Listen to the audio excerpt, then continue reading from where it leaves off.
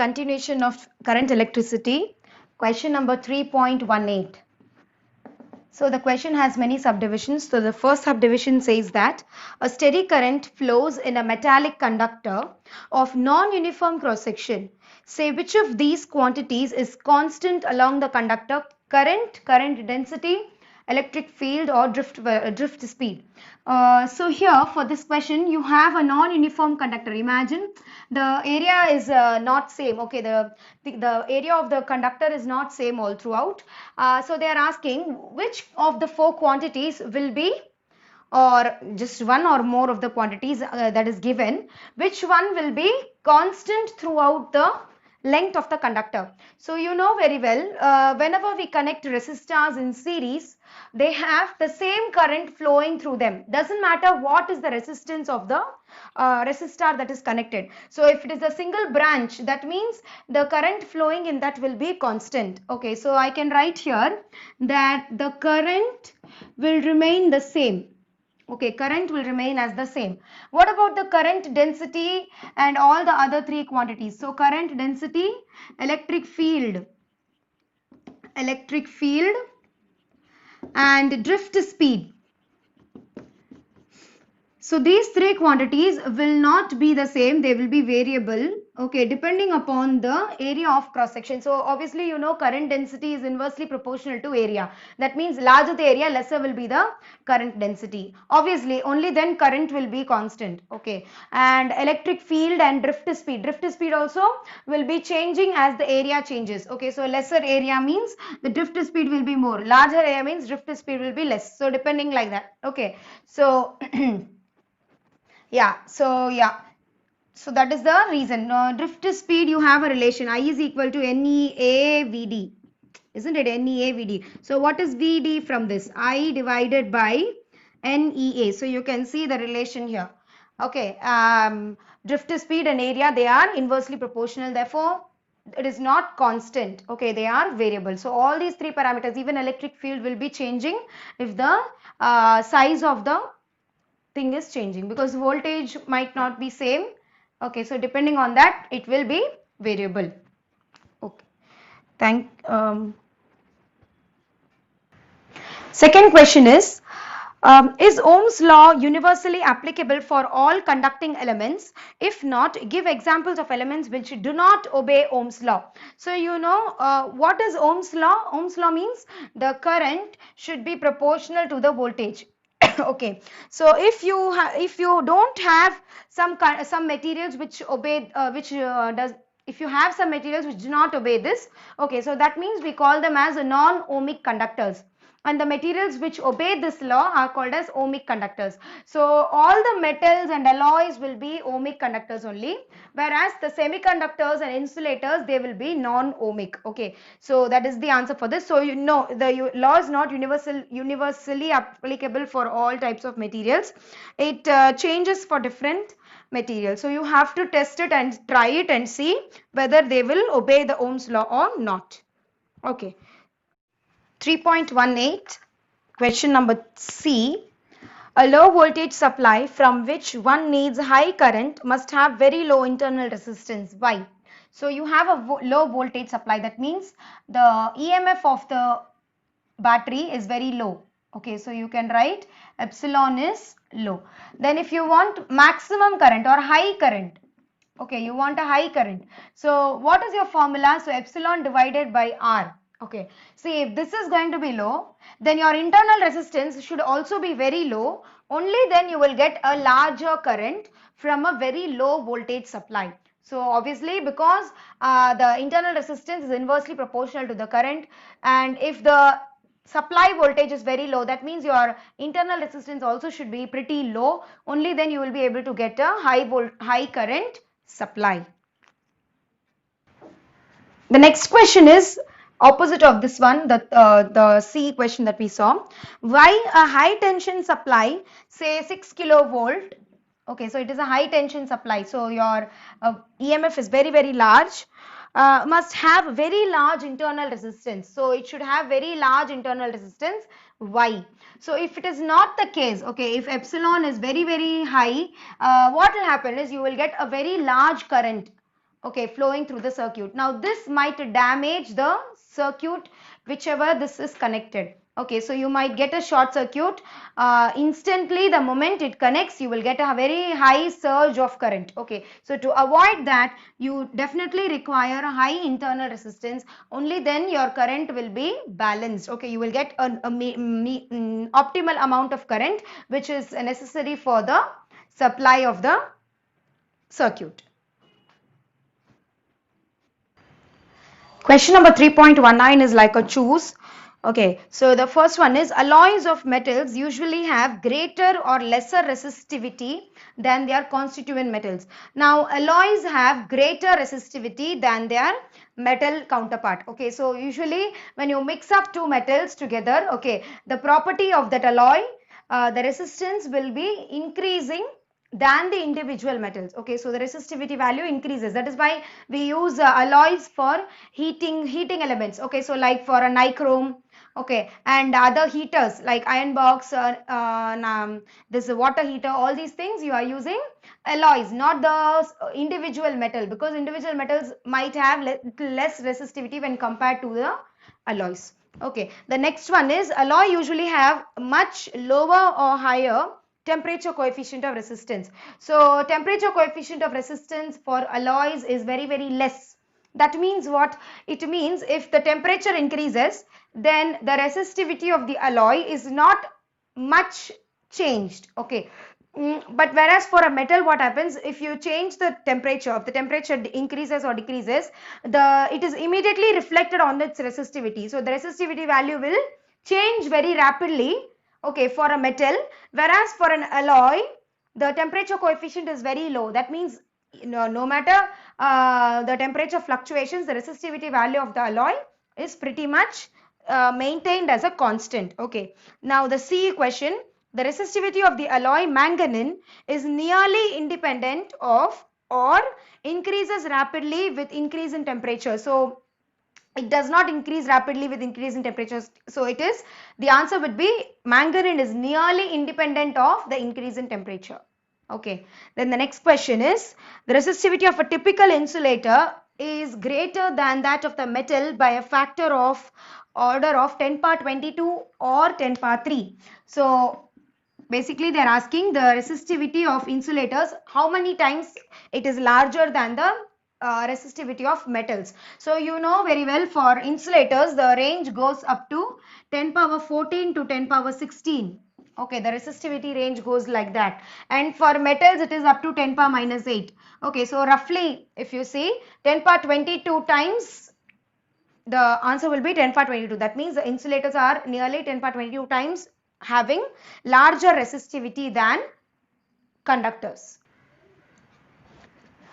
Question number 3.20a, they have given there are n resistors, okay, and we have to connect or combine them in order to get maximum and minimum resistance, and they are asking us to find out what is the ratio of the maximum to minimum resistance. So when you have n resistors, the maximum resistance will be got, okay, by connecting them in series,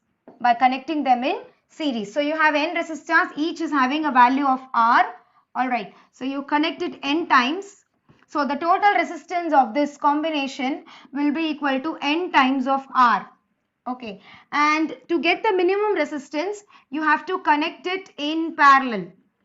Okay, so because why you should connect in parallel? Because the resultant value, okay, this Rp, the value of Rp will be lower than the lowest resistance that I taught you while taking class. Okay, so suppose if you are having three resistors, for example 100 ohm, 1 ohm and 1000 ohm. Okay, 1000 ohm. So the combination of these three, the value of the equivalent resistance will be less than 1 ohm. Okay, no matter how many resistors you are connecting, the equivalent resistance will have a value lower than the lowest resistance. So the way to get a minimum resistance for n resistors is by connecting them in parallel. Alright, so you have R resistor each connected n times. in parallel. So your Rp value is equal to R by N. You can test it. Okay, so you'll get 1 by R plus 1 by R up to N times. So you'll get N by R, and taking the reciprocal, you will get R by N. Alright, so what is the ratio of the maximum to minimum resistance? So Rs is to Rp. So what is the ratio? N times R is to R by N. R gets cancelled. So your answer is N square is to 1. That is the ratio of maximum is to minimum resistance. 3.20b has 4 different values of resistances. Okay, so they have given 1 ohm, 2 ohm and 3 ohm resistors. We have to connect them in such a way, in such a design or such a circuit, so that we should be getting 11 by 3 ohm. Okay, second one is 11 by 5 ohm, third one is 6 ohm, and fourth one is what is that? 6 by 11. 6 by 11 ohm. Now, basically you just have to jumble them. Okay, jumble the 3 resistors and you should see which one is matching for which one. Okay, so let us look at these 4 values. Which is the greatest value? So 6 ohm is the largest value, isn't it? So largest means generally we can try a series combination. So you will have 1 ohm, 2 ohm and 3 ohm connected in series. Okay, so what is the resistance value here? So that will be 1 plus 2 plus 3, that is 6 ohm. So for the third one, this type of combination will give me 6 ohm value. Then next what you can try? The lowest resistance. So the lowest resistance is which one? 6 by 11 ohm. Okay, so you can try a series parallel combination for that. So you have 1 ohm, 2 ohm and 3 ohm resistor connected in parallel. Yes, so what will you get? So you'll get 1 by 1. 1 by Rp is equal to 1 by 1 plus 1 by 2 plus 1 by 3. So the LCM is 6. So you will get 6 plus 3 plus 2. That is equal to 11 by 6. And Rp is equal to 6 by 11 ohm. Okay, so for the fourth one, this type of combination will be apt. Next, so shall I rub this off? And first and second one. Okay, so for the first and second one, what we can try is, we can try a combination of series and parallel. Okay, so let us just try trial and error only. So we will first try combination of 1 ohm and 2 ohm. Okay, connected in series with 3 ohm. Let us see what we are getting. Okay, so 1 ohm and 2 ohm in parallel. That means you will get 1 by 1 plus 1 by 2. That is equal to 3 by 2. Yes, and this is 1 by Rp. Okay, so Rp will be equal to 2 by 3. Now this resistance you have to connect in series with a 3 ohm. So 2 by 3 plus 3. Okay, so the LCM is obviously 3. So you will be getting 2 plus 9. So that is 11 by 3 ohm. Now 11 by 3 fits for the first one. So to get the first type of resistance, what you should do? 1 and 2 ohm in parallel connected in series with the 3 ohm value. Okay. So the next one, second one, what we can try is something different. So you can try 2 and 3 ohm in. So let me just try 2 and 3 ohm in parallel and 1 ohm in series. Okay, so what will you get? 2 and 3 in parallel. So 1 by 2 plus 1 by 3, that is equal to 6. So 3 plus 2, so 5 by 6. Alright, and so what will be the Rp value? It will be equal to 6 by 5 ohm. Alright, and here you are connecting it with 1 ohm. So the total resistance will be 6 by 5 plus 1 ohm. That is equal to 5. So 6 plus 5, that is 11 by 5 ohm. See why we have chosen 2 and 3? You see the denominator here. This is 5. Here the denominator is 3. So if you add which of these, you will be getting 3 as a denominator. Which of these if you add, you will get 5 as a denominator. That is what you have to see. Now in case if it had 4 as a denominator, then we should have chosen 1 and 3 in parallel. Okay, that is not given for you. So 1 ohm and 3 ohm will be in parallel connected to 2 ohm. So let us see what we will be getting here. So you have 1 by 1 plus 1 by 3. So that is equal to 4 by 3. Okay, so the answer for that is Rp is equal to 3 by 4 ohm. Okay, now 3 by 4 you should connect in a series with the 2 ohm value. Okay, so what will you get? So that is 3 plus 4 into 2 is 8. That is 11 by 4. Okay, so if you had got 11 by 4, we would have chosen 1 and 3 in parallel and 2 ohm in series. So that is how you do this question. All right.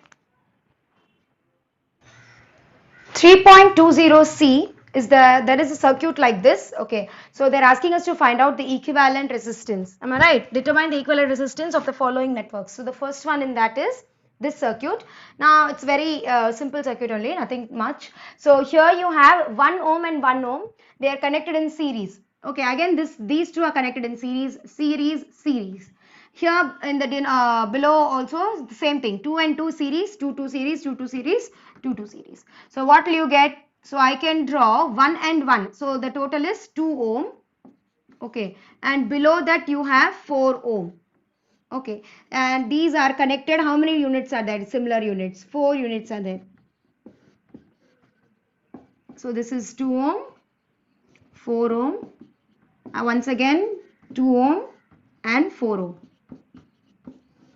Okay, now you find the individual value for this. So 1 by 2 plus 1 by 4. So that can be written as 2 by 4 plus 1 by 4, that is equal to 3 by 4. So the reciprocal, if you take 4 by 3 ohm. So the combination of this, the value is 4 by 3 ohm. And you have 4 such values. So all the three, all of them are having 4 by 3 ohm as the value. Okay, they are connected in series. Okay, so what will you get? So if they are connected in series, that means the total resistance, okay, Rs will be equal to 4 by 3 plus 4 by 3 plus 4 by 3 plus 4 by 3. So the answer is 4 into 4 by 3, which is equal to 16 by 3 ohm. So the equivalent resistance for this type of combination is equal to 16 by 3 ohm. That is your answer. And one more circuit is there. I'll just draw it. So this question, there are 5 resistors which are connected in this manner. Now it looks like as if they are parallel. Okay, but this is a series combination. Okay, so on purpose they have given you this type of shape in order to confuse you. So see, parallel means it's not that the resistors should be arranged in a parallel fashion. Parallel means the current should split. Okay, there should be 2 different paths. Okay, now here the same current is going to flow through all these 5 resistors. Okay, so therefore this is a series combination. There is no branching. Okay, so you have R plus R plus R plus R plus R 5 times. So the equivalent value for this circuit is 5 times of R. That is the answer. Okay. Question number 3.21 is like, determine the current drawn from a 12 volt supply with internal resistance of 0.5 ohm by the following infinite network. Each resistor has 1 ohm resistance. Okay, so here first we will derive the value for R value, and then we will substitute R is equal to 1. Okay, so we'll do the general derivation and then we will go to the particular problem. So here they are asking what is the infinite value of resistance and what is the current flowing through this if this is connected to a 12 volt battery with a 0.5 ohm internal resistance. All right, so here how we will start, how to solve an infinite resistance circuit. Okay, so the first thing to understand here is infinity. Okay, means if you add something to infinity, okay, then that value is also infinity only. Okay, it's a basic rule. If you add something to infinity, okay, then that value is also infinity. Okay, so infinity means you can add or subtract from that, nothing is going to happen to that value. Okay, so keeping that in mind, if I add one more circuit to this AB, will it affect the resistance of this circuit? So if I add one more circuit here, okay, is it going to affect it? Definitely not. Okay, so let me first imagine AB. Okay, this total resistance of AB as, let it be X. Okay, so let the total value of resistance between A and B be equal to X. To this X, what I will do is I will add one more circuit. Okay, so this is not going to change or affect the value of the infinite connection. Okay, so if this is x, okay, and you have already added one more value here.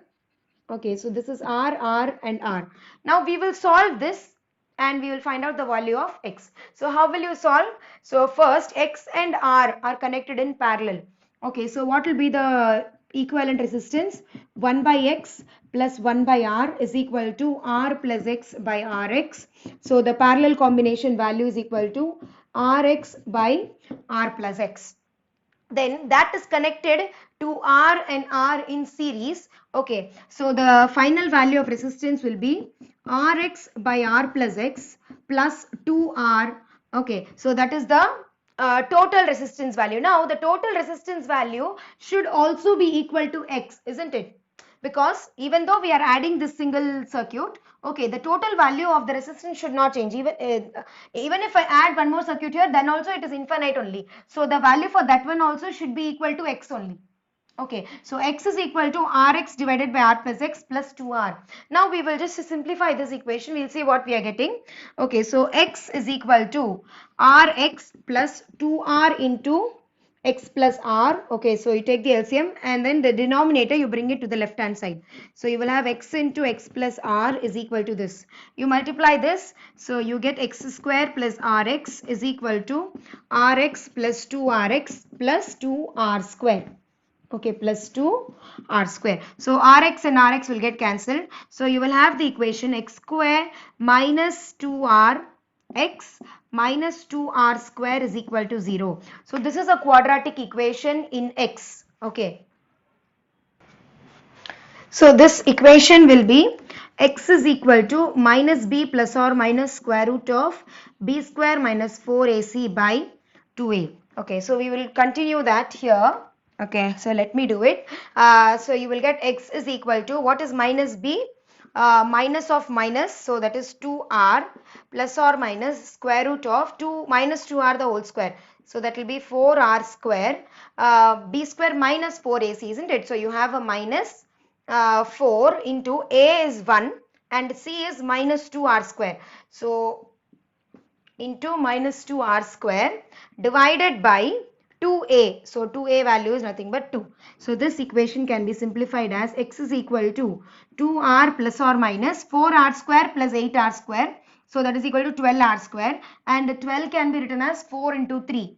Okay, so here I will be getting 4. You take 2 common out of the root and r square is there. So you take r common out of the root. So 2r the whole root cube you will get divided by 2. So from this you get x is equal to r, you take common from these two equations. So r into 1 plus or minus root 3. Okay, so the value of x is equal to r into 1 plus or minus root 3. Now, if you multiply r inside, if you take the negative root, you will be getting a negative answer. Now, resistance cannot be negative. Therefore, we will be taking only the positive root. So, if you take the positive root, what answer you will get? I'll do it here. Okay, what answer you will get? Positive root. So, x is equal to r into 1 plus root 3. So, this is the value for the infinite resistance connected between A and B. Okay, now in our particular problem, they have given R is equal to 1 ohm. Okay, so what is the value of x? Value of x is equal to 1 plus root 3. Now what is the value of root 3? 1.732. So therefore x is equal to 2.732 ohm. So that is the value of resistance of the infinite series having a resistance of 1 ohm. Now we have to find out what is the current through the circuit if you are connecting an EMF, okay, with an internal resistance. So the value will be I is equal to epsilon divided by x plus r, and the epsilon value they have given as 12 volt divided by x value is 2.732 plus r is equal to 1. So you will be getting 12 divided by 3.732. So the answer is something 3.713 ampere. So this is the value of current through this circuit. Okay. Question number 3.22. So you have a potentiometer arrangement, and the main primary circuit has a voltage of 2 volt having an internal resistance of 0.4 ohm. and it is connected to an EMF, known EMF, which is 1.02 volt, okay, which is also connected to a high resistance, and then it is connected to a galvanometer, and which shows the null deflection at the point 67.3 centimeter. So the null deflection is shown at 67.3 centimeter for 1.02 volt. Now they are removing this this EMF, and they are connecting another one, and then the balancing length changes to L2 becomes equal to what is given, 82.3 centimeter. Okay, it becomes 82.3 centimeter. So they are asking us to find out what is the unknown EMF.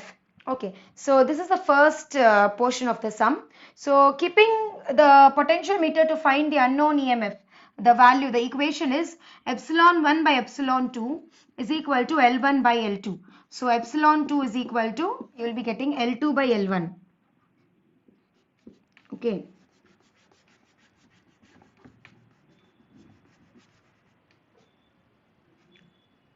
(82.3) divided by 67.3. Yeah. So now the value of the epsilon, unknown value, is equal to 1.25 volt. Okay, so this is the value for epsilon 2, that is the unknown resistance. Second portion, that is the B of this sum, is what purpose does the high resistance of 600 kilo ohm have? So why we are connecting this high resistance, what is the purpose for connecting that? So the high resistance is basically if the galvanometer is far from the balancing length. Okay, what will happen is large amount of current may flow through the galvanometer. Okay, so here no current is flowing, so it is showing null deflection.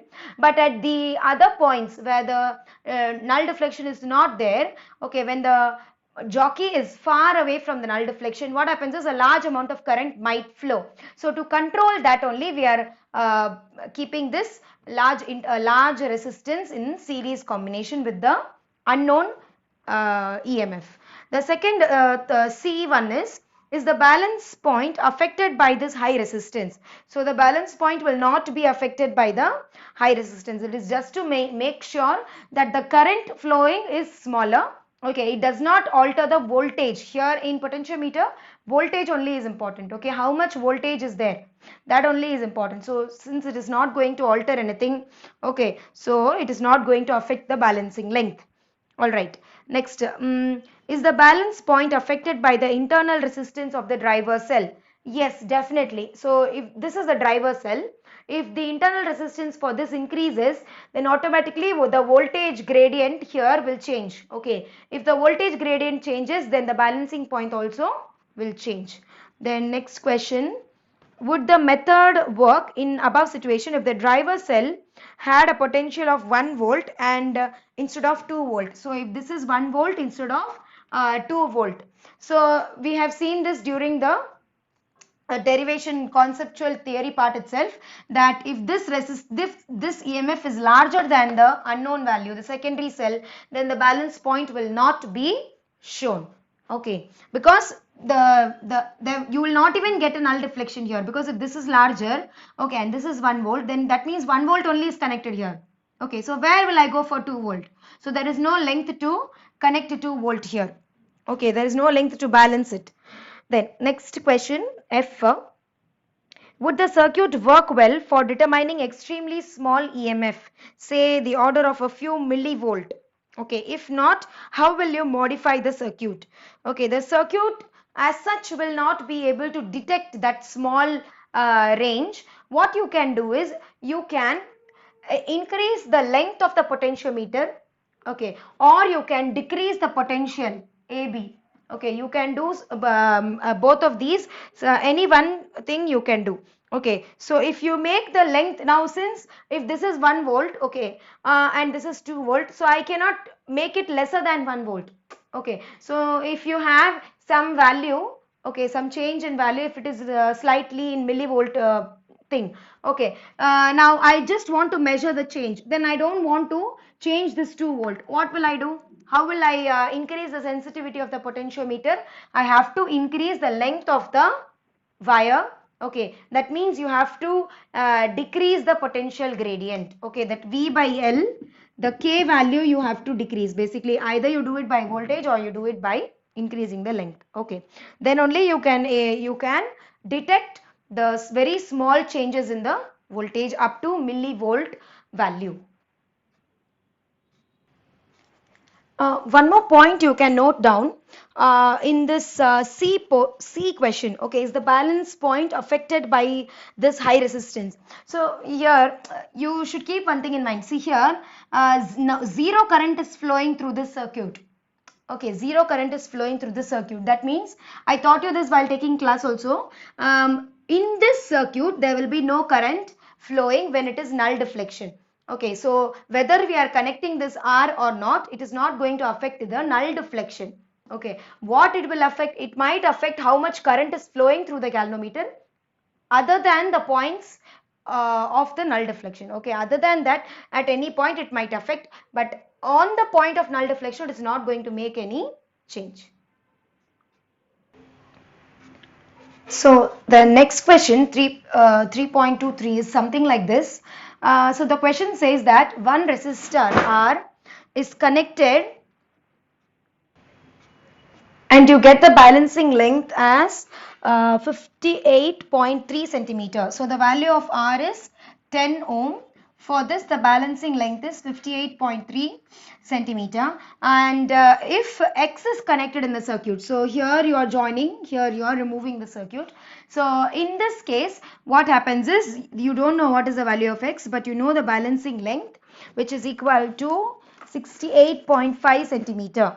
Okay, the balancing length is 68.5 centimeter. Now they are asking what is the value of X. Now you should remember one thing.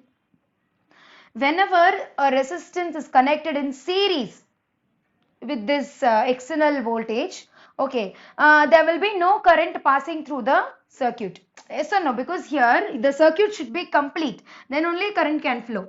Okay, but if it is connected in parallel, okay, what happens in a parallel connection? This itself is a complete circuit. Okay, when R is connected, this itself is a complete circuit. So there will be some current running in this circuit. Okay, the current running in this circuit is different. There will be some current running in this circuit. Okay, now because of that current, there will be a voltage drop across these resistors, and that voltage drop only we are going to balance in this potentiometer. Okay, so when you connect R in the circuit, let the voltage drop be epsilon 1, and when you connect X in the circuit, let the voltage drop be epsilon 2. Okay, so here your equation, okay, epsilon 2 by epsilon 1 will be equal to what? What is epsilon 2 by epsilon 1 or epsilon 1 by epsilon 2? Anyhow you can write. So this is your equation. Now what is the value of epsilon 2?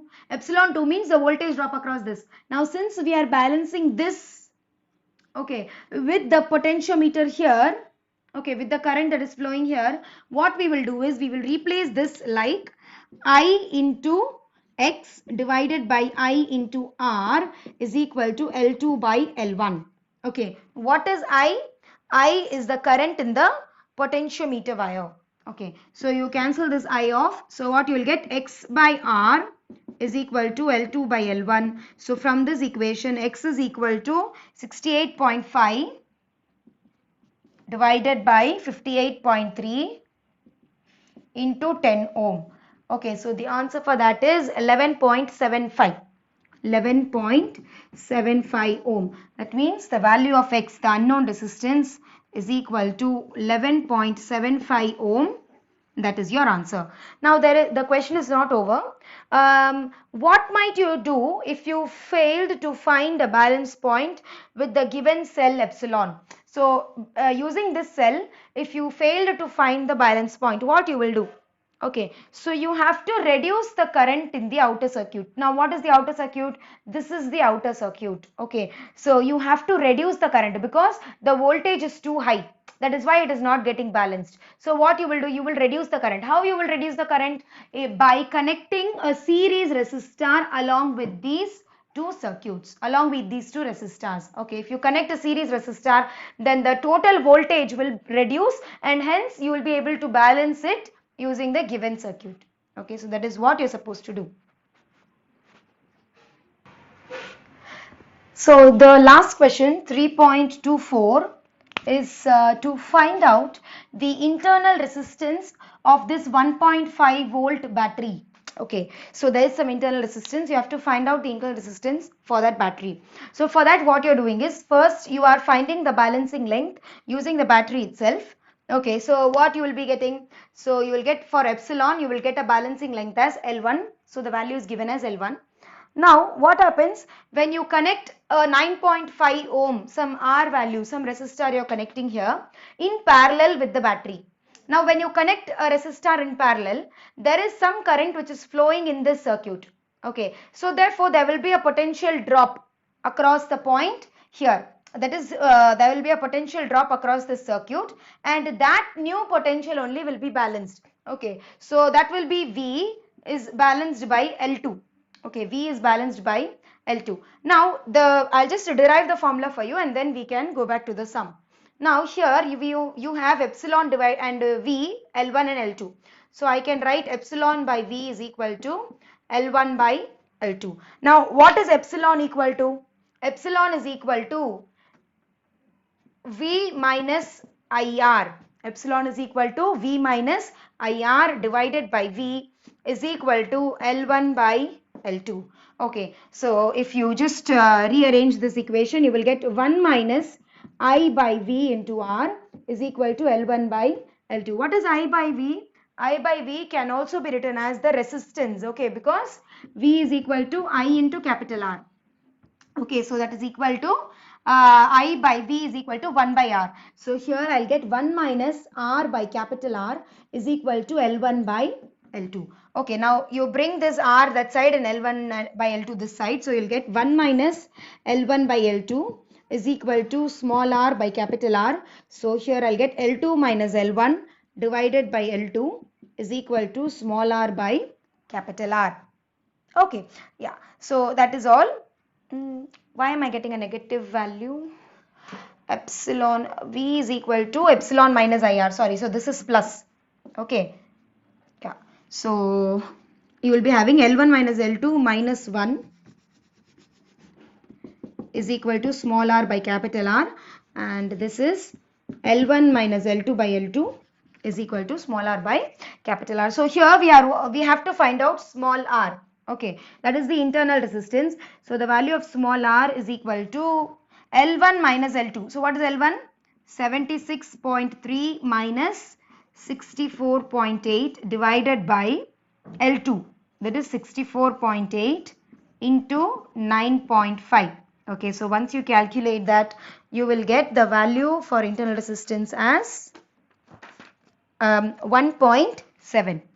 Okay, so the internal resistance of this voltage 1.5 voltage is equal to 1.7. So with this sum we have completed current electricity questions.